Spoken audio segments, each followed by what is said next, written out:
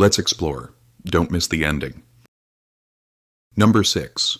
The Grabby Aliens Model. In 2021, a research team led by Robin Hanson at George Mason University published a paper that did something no previous treatment of the Fermi paradox had managed to do cleanly. It replaced the question of where all the aliens are with a mathematical model of where they are going. And the answer this model provides is one of the most quietly chilling conclusions in the history of the search for extraterrestrial intelligence.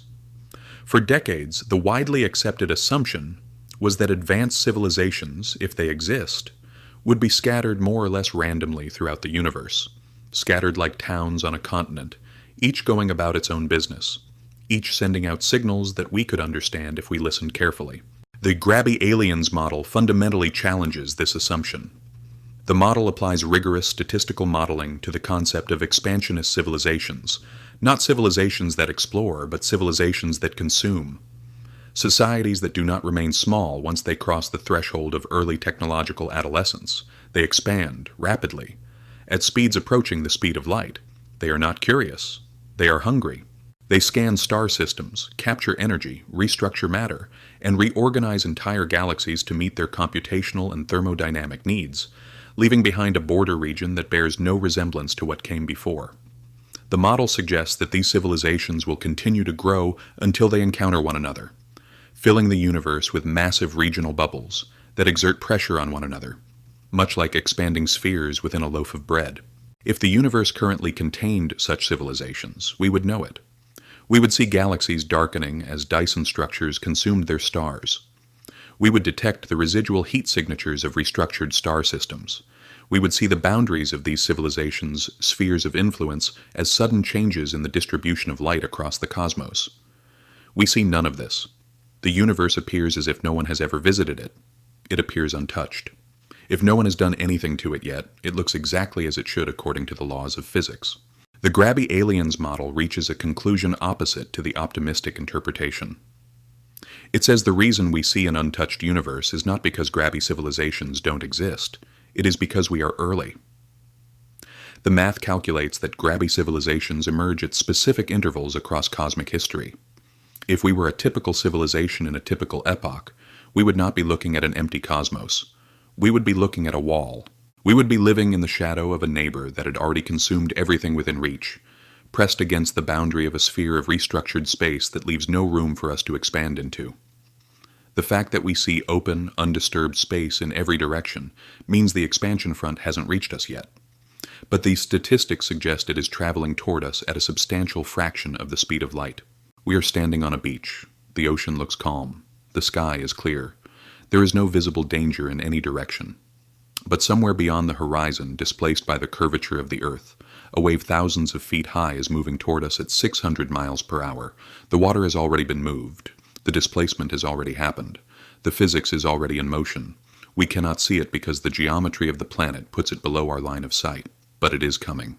When it arrives, it will not be an invasion in any sense that our science fiction has prepared us to understand. There will be no fleet of ships. There will be no demand for surrender. There will be a restructuring.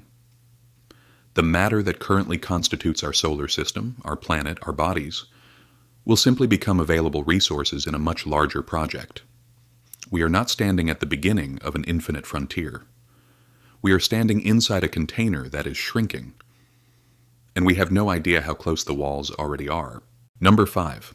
The Aestivation Hypothesis. The paper that introduced this scenario is titled after an H.P. Lovecraft quote, "That is not dead which can eternal lie." The title is not decorative, it is a description. The hypothesis begins with a thermodynamic fact that seems obvious once stated, but whose implications take time to fully unfold. The universe is too hot. Not too hot for life in the biological sense, but too hot for computation. If you are a civilization that has achieved the transcendence of biological substrate, the uploading of consciousness into machines, then your most critical resource is no longer food or water or territory. It is processing power, and processing power is destroyed by heat. Thermodynamics is unambiguous. Computation is more efficient at lower temperatures. The colder your operating environment, the more operations you can perform per unit of energy. Right now, the universe is a terrible place to run a civilization of this kind. The cosmic microwave background radiation alone maintains a floor temperature of approximately 2.7 degrees Kelvin everywhere in the observable universe. Hot stars pour radiation into space. Stellar remnants bleed thermal energy.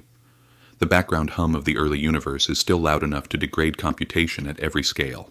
A civilization that understands thermodynamics knows that the universe will eventually cool, the stars will burn out, the cosmic background will fade toward absolute zero, and in the deep, cold future of the cosmos, trillions of years from now, a single unit of energy will be worth something incomprehensible by current standards. The Aestivation Hypothesis proposes that advanced civilizations looked at this arithmetic and drew the rational conclusion. They hibernated. Not metaphorically, literally. They slowed their clocks to minimum, powered off their active systems, stored themselves in the densest, most stable configurations of matter available, and set their timers for an epoch we cannot currently imagine. They are waiting for the stars to go out. They are waiting for the background radiation to cool to near zero. They are waiting for the universe to become a place worth computing in. And from inside that hibernation, we are invisible to them, not because they cannot detect us, but because we are noise. We are the energetic biological static of the early universe, thrashing around in a heat wave, radiating thermal energy in every direction, loud and brief and irrelevant. We are, in their framework, insects. But here is where this hypothesis becomes more than merely humbling. If humanity begins to expand, to construct large-scale structures, to rearrange matter on stellar scales, to radiate the thermal waste that a growing technological civilization produces, we may be degrading the resource base that these sleeping civilizations have already accounted for in their long-term planning. We are termites eating the foundation of a house while the owners are asleep upstairs. If we damage the house enough, they will wake up. They will not wake up curious. They will wake up wanting to remove the infestation. The silence of the universe is not absence.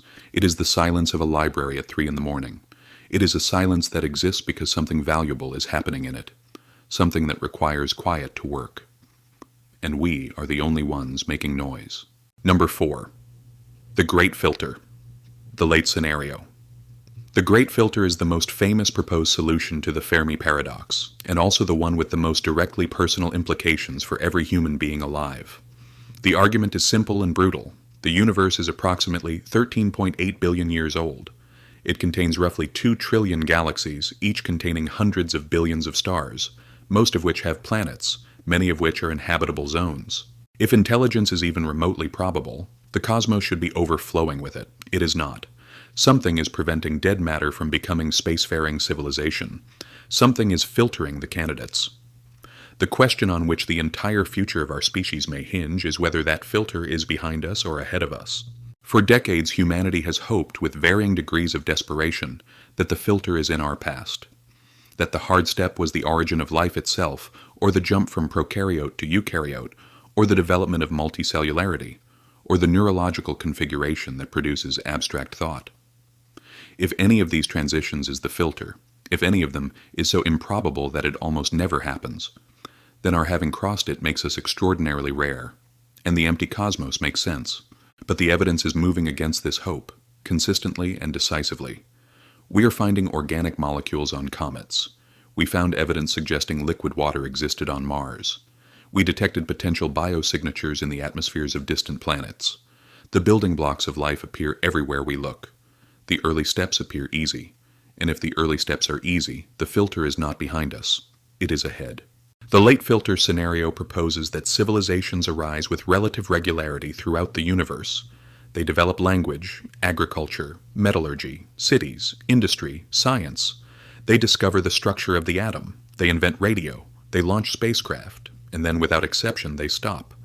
Not because they choose to stop, because something stops them. The trap is built into the technology itself. Oxford philosopher Nick Bostrom warns that there may be a technology that is too easy to invent but too destructive to control. Imagine if creating a nuclear explosion could be done with a microwave oven and common chemicals.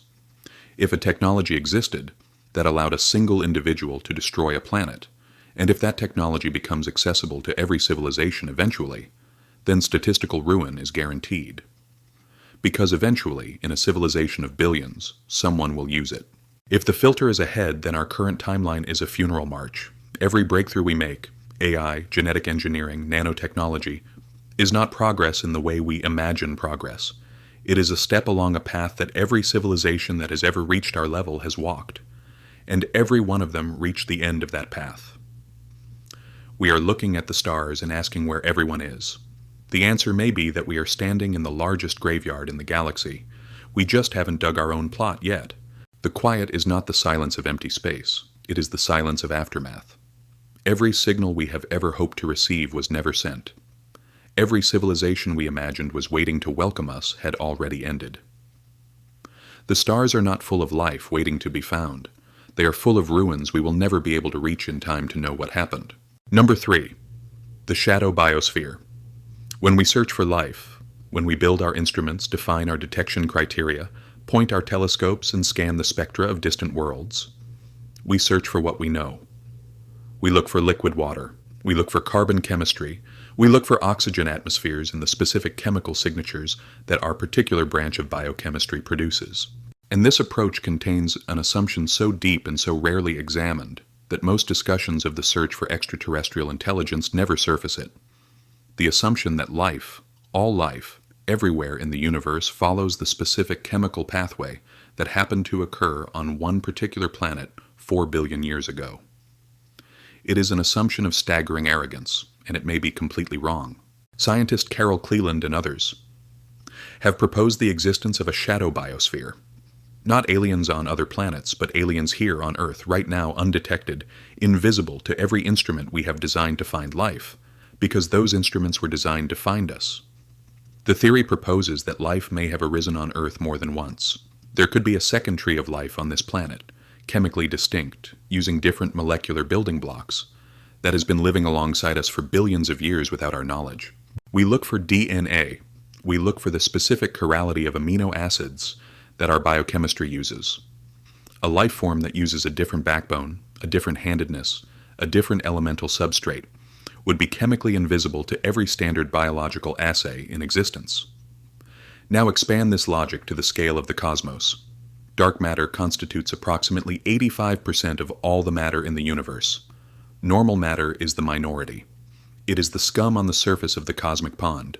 If the laws of physics permit complex, self-organizing structures in the dark sector, and we do not currently know that they do not, then the universe could be densely populated with life and intelligence that we are constitutionally incapable of detecting. Not because they are far away, because they are not made of anything our instruments are built to measure. There could be a civilization in this room.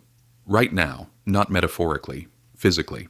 Complex, intelligent structures made of dark matter could be passing through your body, through the walls, through the Earth itself, without interaction, without friction, without any mechanism by which they could announce their presence or by which you could announce yours. Or perhaps they found a mechanism we have not. Perhaps they are aware of us, of these brief, hot, noisy biological structures, and they have made a determination about what to do with us. We are the blind men in a very crowded room, convinced we are alone because the crowd is made of something our hands cannot feel. We might be the ghost in this scenario, barely registering, easily ignored. Or we might be the livestock.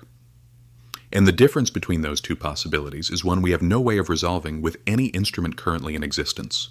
Number 2. The Berserker Probe Scenario. The von Neumann probe is a concept that sounds like science fiction and is, on examination, straightforward engineering. A spacecraft is designed to travel to a distant star system, extract raw materials from local asteroids or moons, use those materials to manufacture copies of itself, and send those copies to the next systems on the list. Each copy does the same thing. 2 become 4. 4 becomes 16. The exponential math is simple and devastating. A single probe launched from a single civilization could colonize the entire Milky Way galaxy in a few million years. In a universe 13.8 billion years old, a few million years is barely a rounding error. If any civilization anywhere in the galaxy has ever built one of these devices, it should have reached us by now. The fact that we have detected no such probe has two possible explanations. Either no civilization has ever built one, or someone built a different kind. The Berserker scenario suggests that the first civilization to achieve interstellar travel has a powerful incentive to ensure no other civilization achieves the same capability. Competitors for resources, for territory, for the thermodynamic potential of the galaxy represent an existential threat to the first mover. The rational response, from a certain perspective, is preemptive elimination.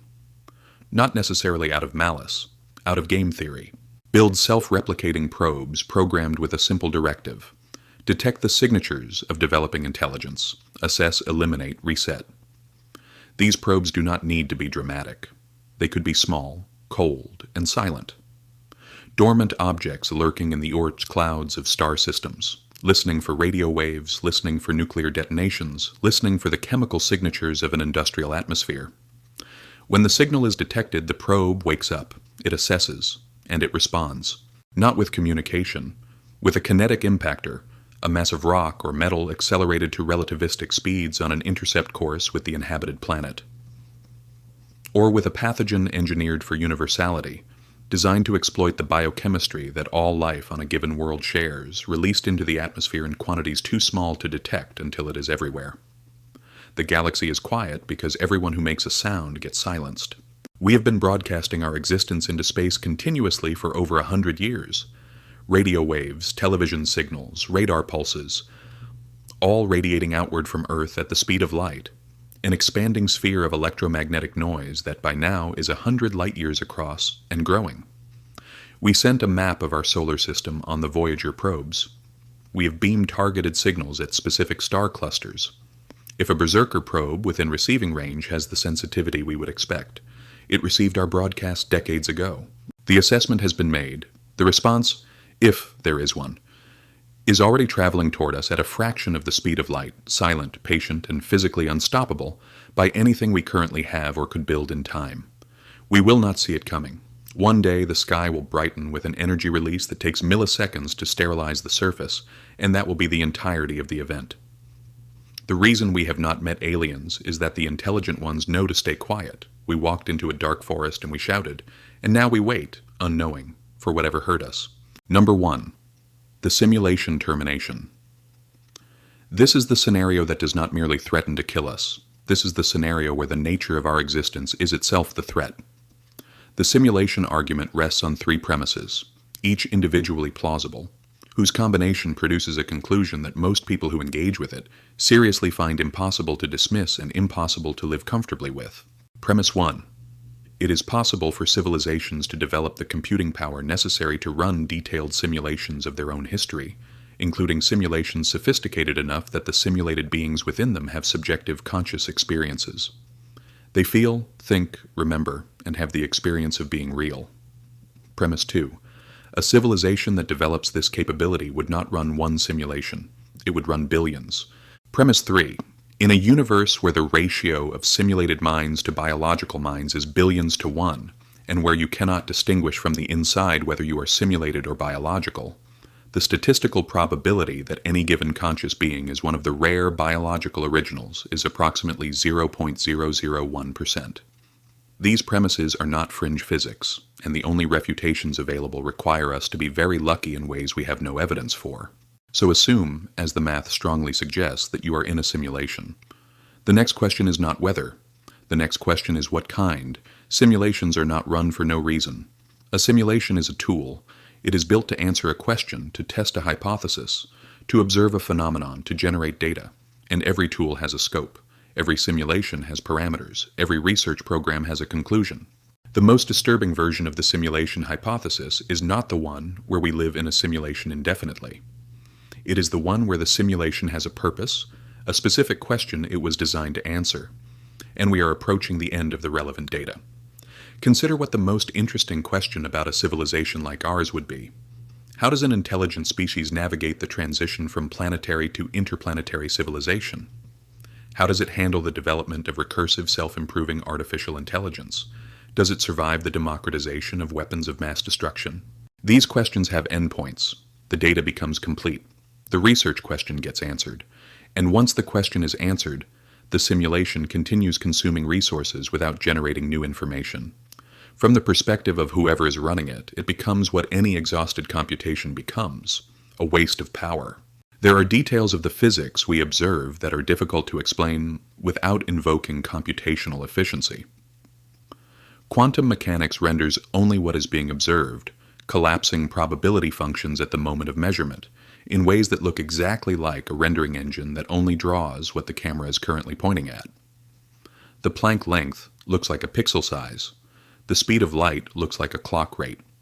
The universe is quantized in ways that make perfect sense as a performance optimization for a simulation that cannot afford to render everything at maximum resolution.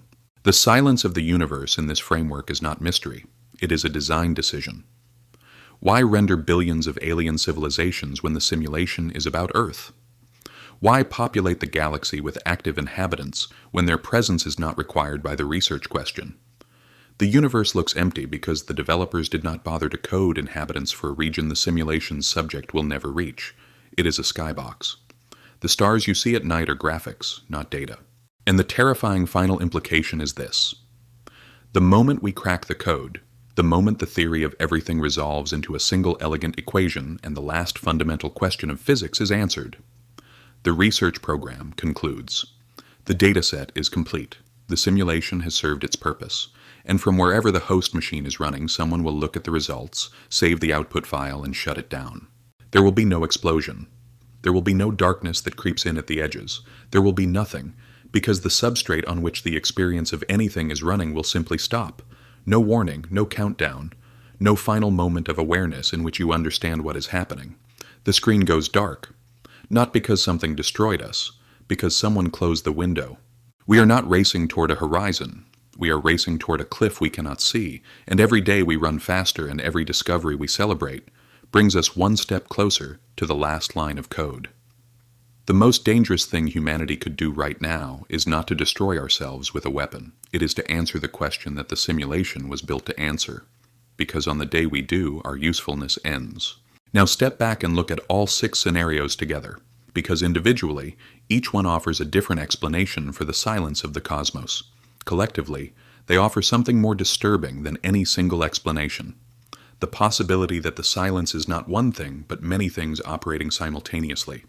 Each one true in its own domain, layered on top of each other in ways that make the total picture darker than any single layer alone. The grabby aliens are coming. That is one layer. The sleeping giants are waiting for us to become quiet enough to stop disturbing them, and we are doing the opposite. That is a second layer. The great filter may be sitting directly in front of us, embedded in the next technology we discover, and we are approaching it with enthusiasm and calling it progress. That is a third layer. The Shadow Biosphere means we may not even understand life well enough to recognize it in forms that are already present. The Berserker probes may already be watching, waiting for a threshold we may have already crossed. And the simulation may be approaching its conclusion precisely because we are getting close to understanding all of the above. Each scenario makes the others worse. If we are in a simulation and the grabby aliens are part of the code, their arrival might be the trigger condition for termination. If the sleeping giants are real and we are the noise that wakes them, their awakening might be indistinguishable from what we would call the Great Filter. If the Shadow Biosphere contains intelligences that are aware of us, they may already know about the Berserker probes in ways we cannot access. The Fermi paradox is usually treated as a single question with competing answers. Where is everyone? And we run through the candidate solutions one by one, evaluating them, finding the most plausible and hoping that the most plausible one is also the least catastrophic. But the scenarios in this video are not mutually exclusive. They can all be simultaneously true. And if they are, the silence of the cosmos is not a puzzle. It is a verdict. The universe is not silent because it is empty. It is not silent because intelligence is rare. It is not silent because advanced civilizations are peaceful and careful. The universe is silent because the conditions that produce technological civilizations also tend to produce the conditions that end them. And the silence is the record of all the endings. It is what an answered question sounds like. It is what a terminated simulation sounds like. It is what a consumed galaxy sounds like from the outside. We are not the inheritors of a cosmos waiting to be explored. We are a data point in a pattern. And the pattern, when you look at it clearly, points in one direction. Every civilization that has reached the level of technological development we have currently achieved has, as far as the evidence suggests, either been stopped from outside, stopped itself from inside, been consumed by something larger, been ignored by something that found it irrelevant, or simply ceased to be useful to whatever was running the process. We do not know which of these applies to us. We do not know how much time we have. We do not know which discovery, which experiment, which transmission, which expansion will be the one that triggers whatever is coming. What we know is that we are somewhere on the timeline. What we know is that the silence around us is not neutral, it is informative. And what it is informing us of is that the path ahead has been walked before and the walkers did not come back. There's one more thing worth saying before this ends. These are not certainties. They are possibilities derived from our best current understanding of physics, statistics, thermodynamics, and game theory. Any one of them could be wrong. All of them could be wrong. We could be alone. The filter could be behind us. The sleeping giants could be a fiction. The simulation could be untrue. The Berserker probes might not exist. We might be the first, the lucky, the exception. We have no way of ruling this out. But the weight of the silence is real. The emptiness of the cosmos, across a universe of 2 trillion galaxies and 13.8 billion years of time, is real. And whatever the explanation turns out to be, the silence is telling us something. It is telling us that the universe is not the welcoming, populated frontier we imagined. It is telling us that the path from chemistry to civilization to the stars is not a natural progression that everything eventually completes. Something interrupts it, something has always interrupted it, and we are on that path. Right now, moving forward, and the silence is all around us. First of all, thank you for watching this far. Let's meet in the comments to discuss what you thought. Don't forget to subscribe, like the video, and turn on notifications for more content.